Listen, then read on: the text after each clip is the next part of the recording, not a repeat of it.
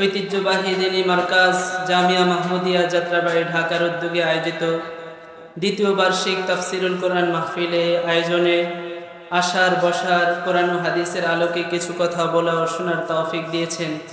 তাই আমরা সকলে আল্লাহ তাআলার দরবারে শুকরিয়া আদায় করে বলি আলহামদুলিল্লাহ।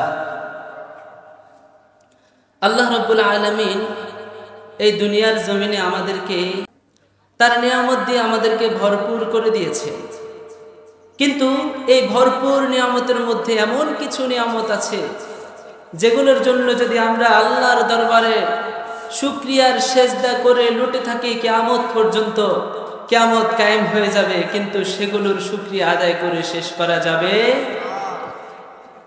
এরকম একটি নিয়ামতের মধ্যে অন্যতম হচ্ছে পবিত্র কোরআনুল কারীমের নিয়ামত। আল্লাহ রাব্বুল আলামিন আমাদেরকে কোরআনুল কারীমের নিয়ামত দিয়েছে।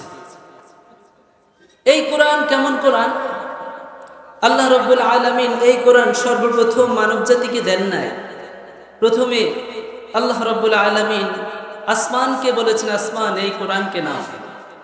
জমিনকে বলেছে, তারপর পাহাড় পর্বত তরুলতাকে বলেছে, কিন্তু সবাই অস্বীকার করেছে কোরআনকে নেওয়ার জন্য। তারা কোরআনের ভার বহন করতে সক্ষম নয়।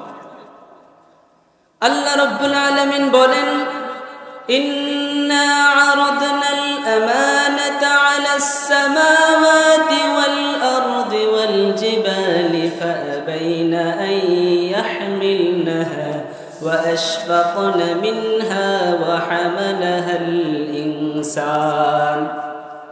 আল্লাহ রাব্বুল আলামিন বলেন, এই কোরআনকে সর্বপ্রথম আমি আসমানকে দিয়েছি। আসমান, নাও নাও এই কোরআনকে তুমি বহন করো।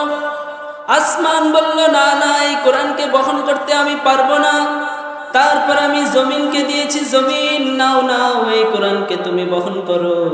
জমিন বলল, এই কোরআনের মতো মহামর্যাদাবান কিতাব আমার পক্ষে বহন করা সম্ভব নয়। তারপর আমি বিশাল পর্বতমালাকে দিয়েছি, পর্বতমালা এই কোরআনের নিয়ামত তুমি নাও। পর্বতমালা বলল, না না, এই কোরআনের নিয়ামত আমি নিতে পারবো না, আমার পক্ষে এটা সম্ভব নয়।